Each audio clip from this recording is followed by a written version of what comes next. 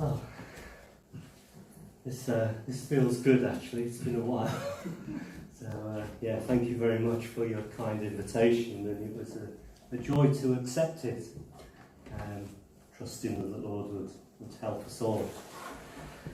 We read a bit about the background to this letter of 1 Corinthians, and we read how it became established through Paul's ministry, going into what is modern-day Greece.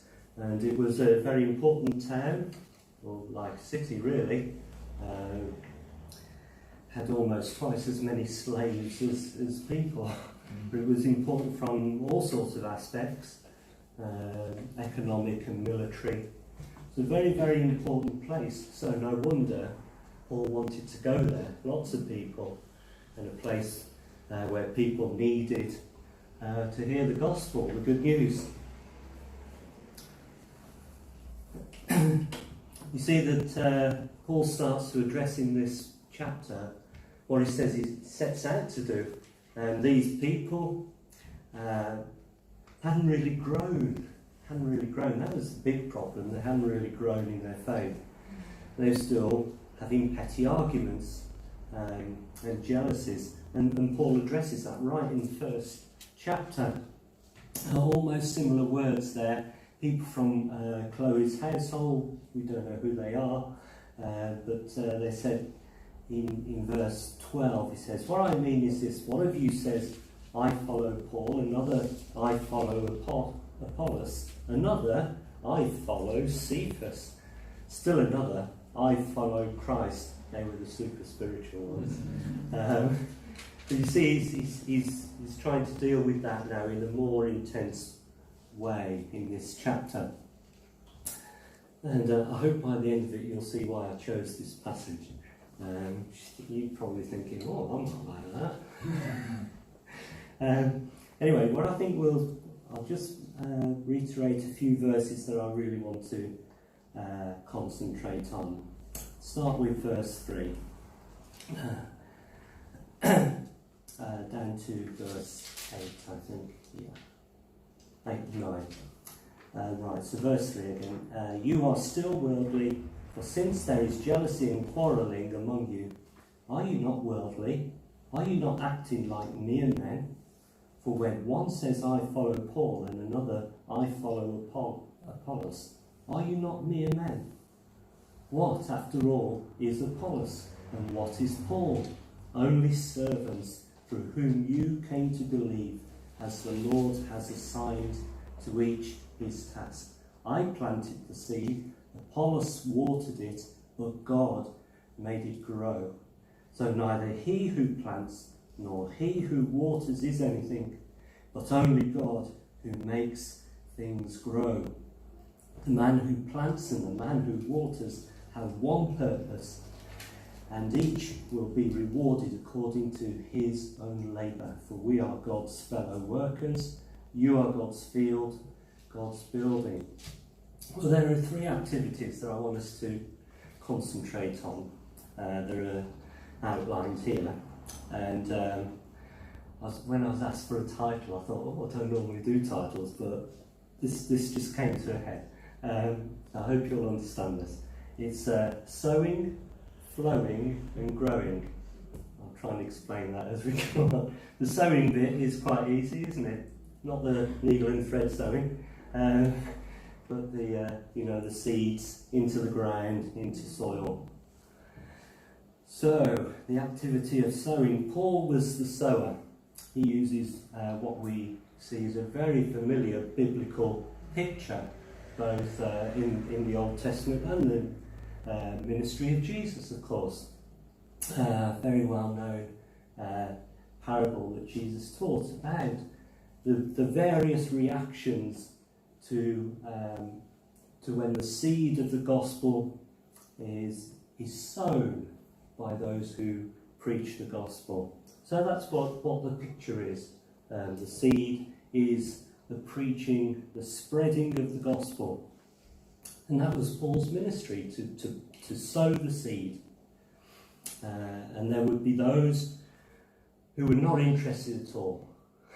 And you know that, I know that, we meet people like that. Just don't even talk about it. Not interested. I don't understand the Bible. Don't go there. And then there are people who seem mildly interested. They're a bit interested, but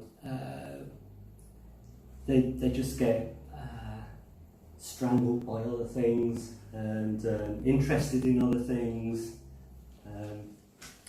They're just not focused on what the Bible is and what the gospel is. There's just too many things in their lives, and when difficulties come, that's the first thing that goes. And then, of course, so we've got 4 different reactions, and the good thing about it, of course, is that there's always prepared soil. Seed falls on good soil, prepared soil. And that's a real encouragement, isn't it? I'm sure I've said this before when I've been here. It's one of my favourite parables, because there seems to be so much discouragement with all these other reactions, but the seed that falls on the good ground produces a huge crop. And that's a great encouragement to all of us, but especially if we have opportunities of sharing God's word in this sort of way, or in Bible studies. And so Paul's taken that theme up, and it's hard work. He mentions it further down in the passage. It says it's sowing and watering, whatever ministry God's given us. It's hard work, and that means labour, hard labour, where there's pain. Actually, that's one of the words. There is pain involved, and it talks about how your strength weakens. So it's hard work. So when ministers get worn down, they're doing the job right, because it's hard work. It is hard work. I think I preached on Psalm 126 months ago, but that talks about those who plant in tears, and they weep as they go. It's hard work. And it's sort of thinking how precious this seed is as well. So Paul's using this familiar picture to remind the Corinthians just how it is they came to know Christ. And I'm so pleased that I was asked about how I came to know Christ, because sometimes we take it for granted, especially those of us getting on a bit, and think, oh, was I ever 16? Yeah, it's amazing, because it's got to be of God, hasn't it? Because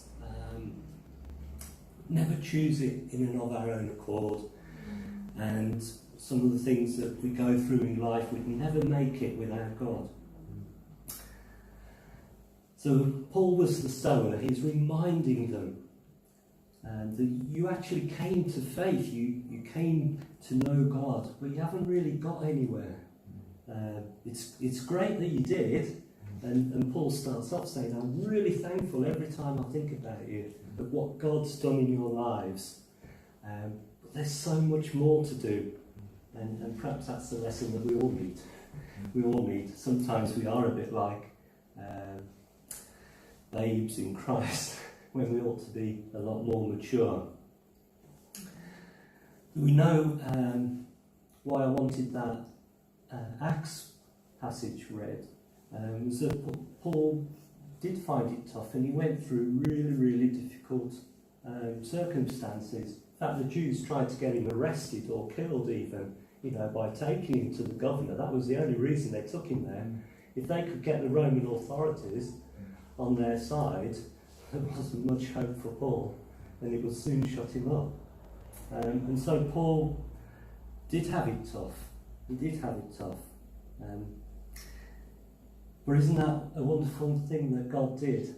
That he gave him that vision, saying, don't worry, there are many people, I have many people in this city It's great, isn't it?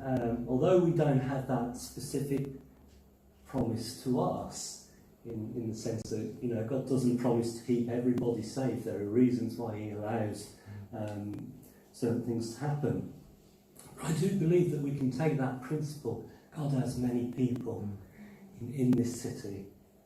God has many people. If God gives us a ministry, there's many people there who need to hear. God has his people. He has sovereignly got these people in his mind, and he will call them. He will.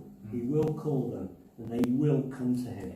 And that must have been such an encouragement to Paul, and it's a great encouragement for anyone involved in a sort of formalised ministry. But we're all involved in ministry. We're all involved in the ministry of portraying what Jesus means to us and why he's changed our lives and why we want other people to have changed lives. So you might not be a formal preacher, you might not dream of leading a Bible study, but as a Christian, our responsibility is to live lives with God's help that preach to everyone who comes into our lives. You may be the first real Christian people have met. We're meeting more and more people who have no Sunday school background, no Bible. Some people don't even know what the Bible is. And you know, we're living in that sort of age and generation. You could be that one Christian, the first Christian they've met. And no pressure. We could have such an effect. Our lives could have such an effect on people. And God uses our testimony, not only our lips, but our lives to do that. So sowing, that's without sowing, there's no possibility of anything else happening. So it's really important. Sowers are fundamental. God has raised up sowers for doing his will. And we have to be ready, as Paul says to Timothy, preach the word, be ready, in season, out of season. It doesn't matter if you think, there's no hope today, there's a pandemic, people aren't coming to church, you know. It's not very promising, is it? Paul says that doesn't matter. Be ready. Any opportunity God gives you, think outside the box. It's like God gives all sorts of opportunities if we recognise them. And Peter says, always be ready as a Christian to testify to the hope within you. We have a hope, don't we? It's not something, fingers crossed, one day maybe I might get to heaven. It's like, I am going to heaven. I'm spending eternity with the Lord of Lords and King of Kings. He has saved me, and he will save me. So we've got to be ready. And you and I, we know that we're not always ready. So this is an encouragement for me, for you, for all of us, to be ready, to know what we believe, why we believe it, and why do we want to share the gospel to others? Why is it so worth it for us? Think about it. And that really stir us up. The gospel really is the only hope for humanity. It really is. Because we've seen how many humans flounder in trying to explain things like what we're going through at the moment, and they try, they don't really come up with the best answers. Whereas Christians, we can go through this with rock solid faith because God's in control. The world isn't out of control, and it won't end because someone accidentally presses the red button. God's in control. The President of the United States or whatever isn't in control. Whew, that's good, isn't it? God's in control, and he always has been, always will be. And he's going to give each of us, as his people, opportunities to witness to him. And if you don't know Christ for yourself, like I was explaining earlier, there was a time up to about 16 where I thought I knew Christ, but then I met him face to face. You need to come to that decision yourself. And you need to hear God's word and respond in the way in which I did. And I pray that you'll see that Christ is your only hope. So sowing, secondly flowing. Okay, this is to do with watering. I just thought it sounded good. The trouble is, I was saying to Hilary earlier, it's all right coming up with what I thought was a good title, but then the sermon's a bit of a letdown. Well, I hope it's not. Flowing. Actually, it's not such a tortuous link. This is to do with watering. So someone preaches, under God, Paul founded the church, many people were converted, including, did you notice the leader of the Corinthian synagogue and his family? Wow, what a conversion that was. That was unexpected, wasn't it? I'm sure that was such an amazing surprise, but a great encouragement. So even the people we think are beyond reach, the ones who seem to be rock solid against Christianity, they can be reached as well. But then it needs people to teach and help people to grow, and that was the ministry that Apollos had.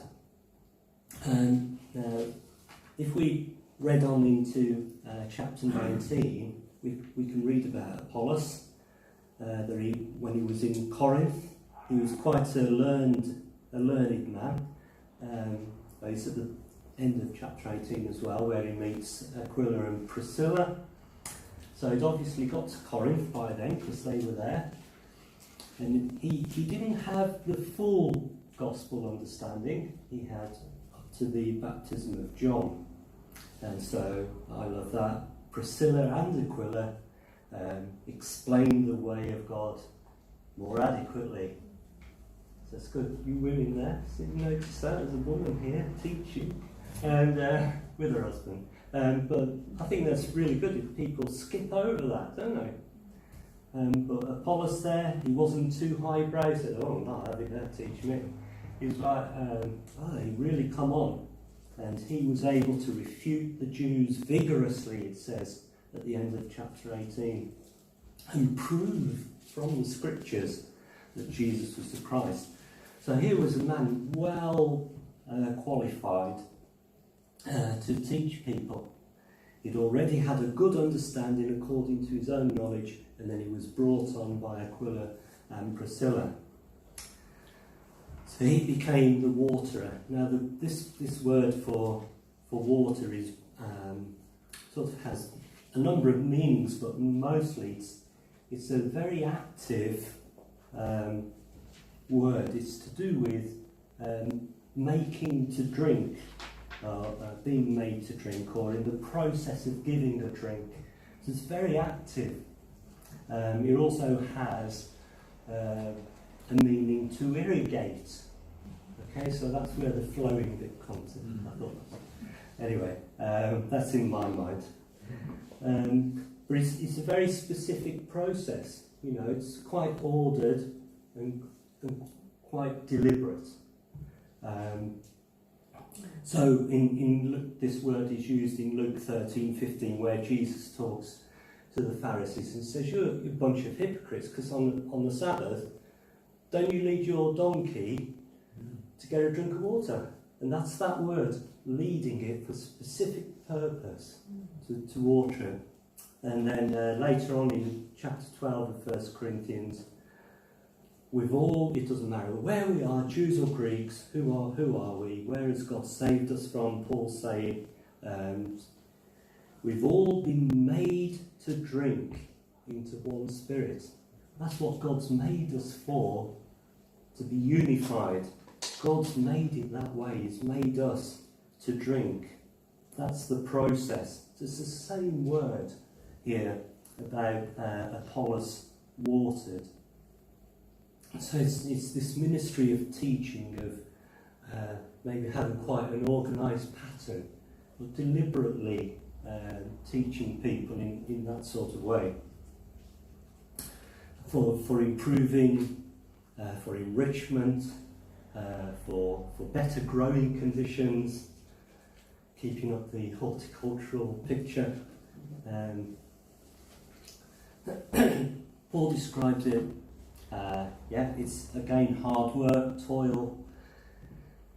From what we know of the Corinthians, if you're familiar with the two books of Corinthians, boy did they have problems. And you may think your church has got problems, but there aren't many that have the problems that the Corinthian church had. So the sort of divisions that we see here, they're just the tip of the iceberg. So we can imagine that Apollos really had his work cut out to try and teach these people who were acting in what Paul clearly says very worldly way.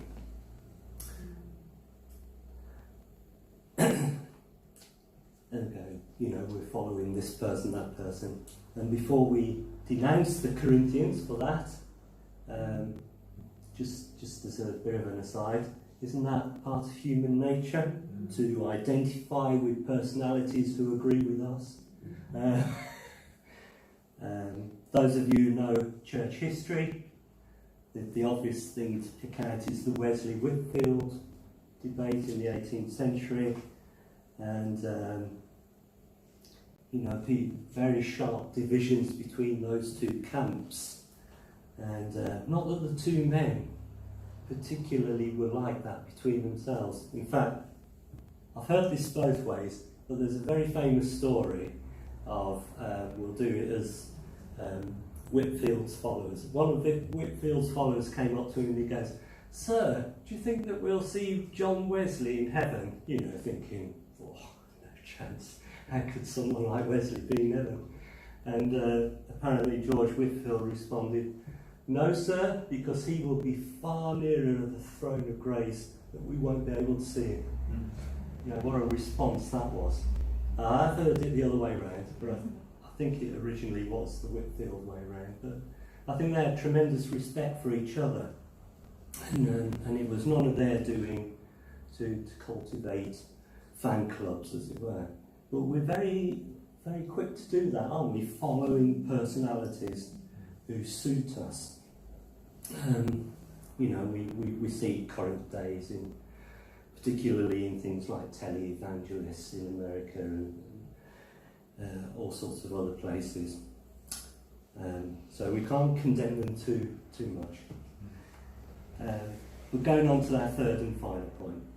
So we've got sowing, flowing, and growing. That's what we need. We can sow the seed. There'll be some life and some teaching to bring people on, but actually it's got nothing to do with the personalities involved. When it comes down to it, Paul's real point is not rocket science, is it? We're God's servants. That's what Paul's saying. He says, you name the personality.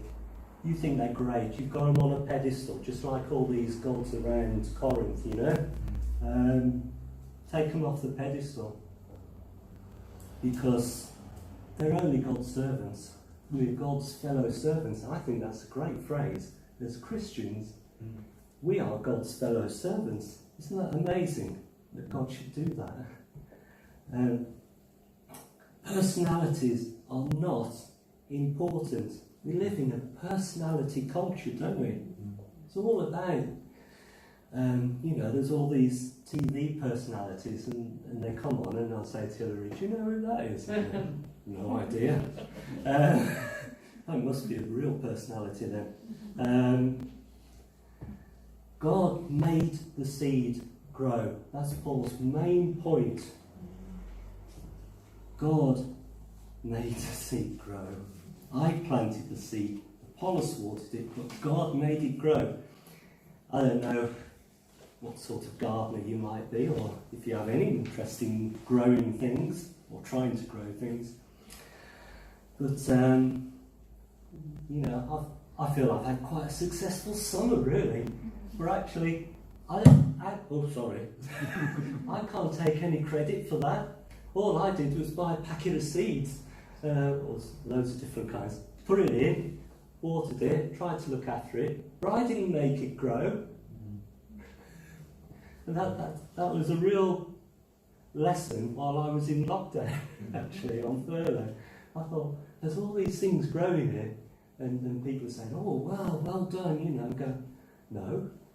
It's God who makes it grow. God is the life giver. You know, whether you just got like a recycled strawberry punnet on your kitchen shelf with a bit of blotting paper in. Do they do that now? And put cress seeds in. Yeah. It's great, isn't it, to watch it grow? I love watching things grow. It's fascinating.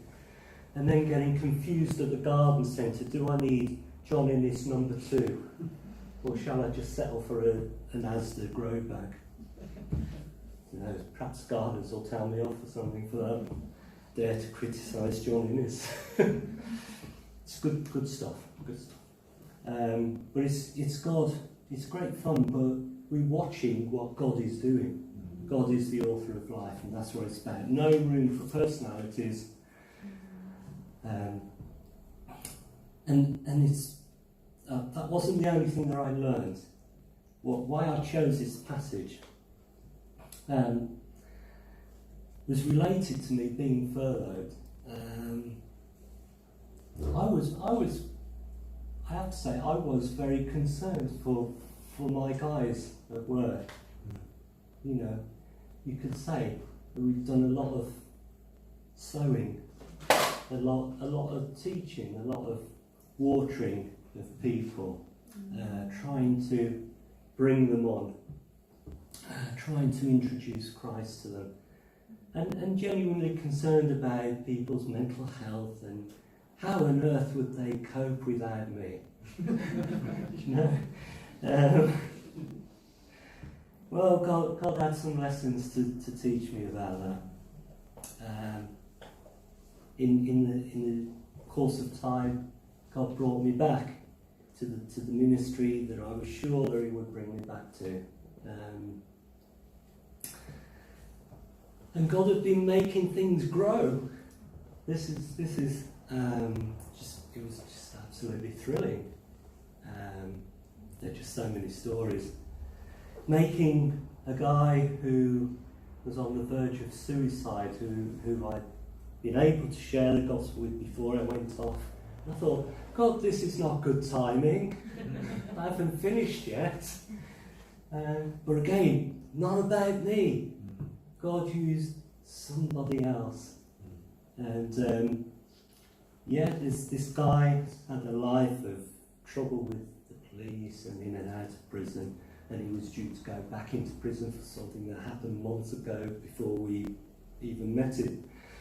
And he spent a little time in prison, but when we had the privilege of meeting up with him, he'd been reading his Bible, and he was just so thankful for our involvement, and it's just great, it's just fantastic, isn't it? That God works, and it's not about us. Jesus once said, when you've done everything, just remember, you're just servants, actually. You know, don't even think about taking any credit, because that's what you're here for. You're servants. And that's it. John Linton, don't you take any credit for that. Don't think that the world's going to fall apart because you're not there. God works. God makes things, people grow. He makes that seed spring to life in the most difficult conditions. Going back to gardening again, you put manure on, you dig it, you get rid of the stones, you give the plants the very, very best conditions. That's not enough. It's not enough. God can make things grow. I found things growing down the path there I didn't even know were there. I don't remember planting that. God makes it grow. And you know, there are so many people who are looking. This guy specifically, when we first met him, he says, I am so glad you're supporting me because I specifically looked for a Christian organisation. What had God been doing in his life to bring him to that condition? We just don't know how God is preparing the soil. You know, and who are we to say, oh, well, we won't plant here because it's very unlikely. Nothing's going to come of that. It's one thing that's been really impressed upon us at Caring for Life. You can't pick and choose. We're not going to pick and choose. God doesn't pick and choose the soil. He makes things grow wherever the soil is. It doesn't matter what it looks like from the outside. God looks on the inside and he makes things grow. God does have a people. He has promised to save a people for himself. And we have the privilege, we all have the privilege of witnessing for Christ in our lives. And he sends opportunities. And we're just so blessed at Caring for Life to be able to perhaps speak to people who wouldn't normally darken the steps of a church. And so it's wonderful. And there are countless other stories that I could tell you about where people have suddenly, almost without any outside help, have made a profession. So to wrap up then, we are called, all we're called for is to be faithful. Whether we're sowers, whether we're waterers, whatever ministry, whatever gifts God has given you, and he's given every one of us, not one of us is accepted. Paul goes on, doesn't he, in the later chapters. God has given every one of us gifts to serve him, and he expects us to use those, exercise those gifts, and to be ready whenever the opportunity comes to show people and to point people to himself.